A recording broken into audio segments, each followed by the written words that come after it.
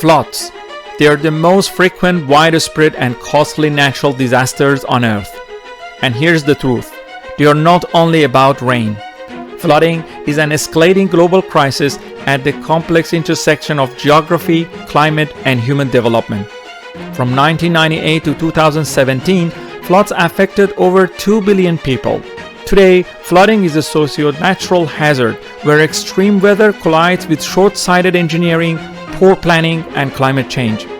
In this video, we uncover the 4 major types of floods, examining their unique triggers, devastating impacts, and how human decisions turn natural events into disasters.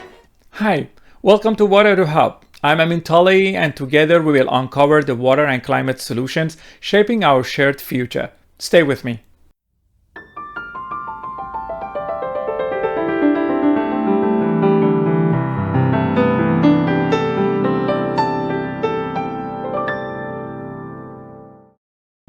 The first type is fluvial or riverine flooding, when a river spills beyond its banks and inundates the floodplain.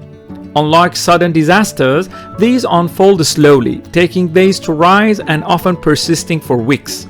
They usually follow long periods of rainfall across a large catchment or a rapid snowmelt that the river simply cannot contain. When the ground is already saturated, the runoff multiplies. While often less lethal than other types, fluvial floods cause the greatest overall property and economic damage. And ironically, while devastating to people, they are also part of nature's balance, recharging groundwater and spreading nutrient-rich sediments. A striking example was the Great Mississippi Flood of 1927. After months of heavy rain, levees failed and 70,000 square kilometers were inundated. It reshaped American demographics through mass displacement known as the Great Migration. It also exposed the collapse of the levees-only policy and forced a federal takeover of flood control in the US. The second type is pluvial flooding, also known as flash floods. They are sudden and deadly. Let's explore them. The flash floods develop in a few hours and unleash torrents of high-velocity water. They account for about 85% of all floods and cause the highest number of fatalities. All it takes is a short, intense burst of rain when the ground or our storm drains cannot absorb the water fast enough.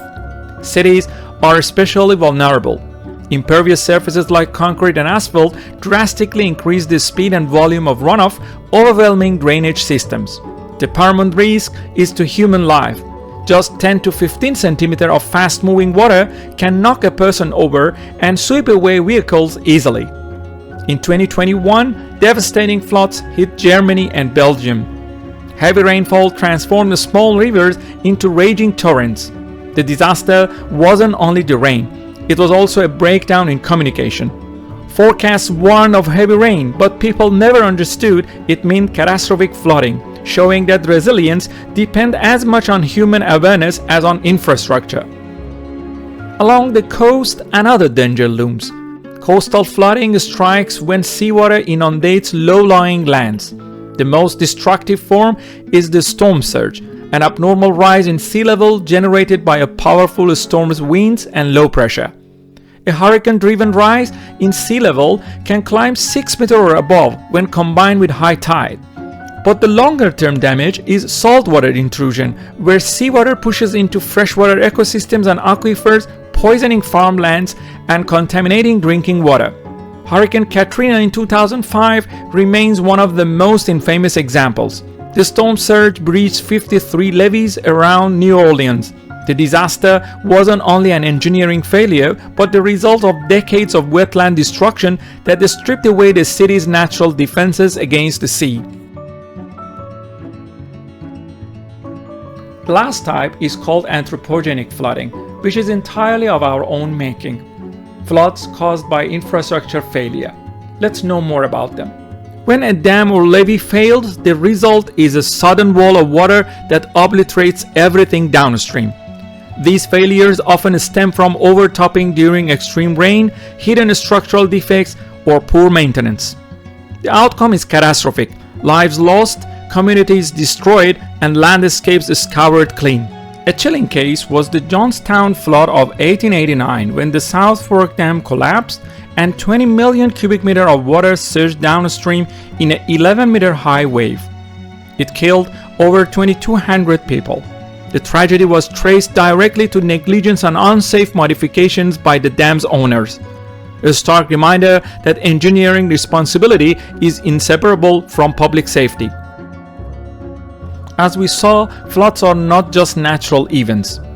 They are magnified by the ways we build, the systems we neglect, and the climate changes we accelerate. With rising global temperatures, the frequency and intensity of floods are only increasing. Understanding the threat is only the first step.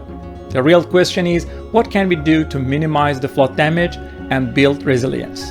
That's exactly what we will explore in the second episode of this video, which will be focused on solutions.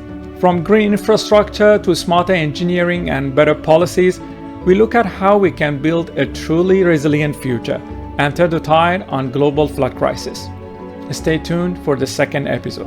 Thank you for watching. If you found this video insightful, please give it a thumbs up, share it with your friends, and subscribe to Water Edu Hub for more videos on water, climate, and engineering solutions. See you in the next one.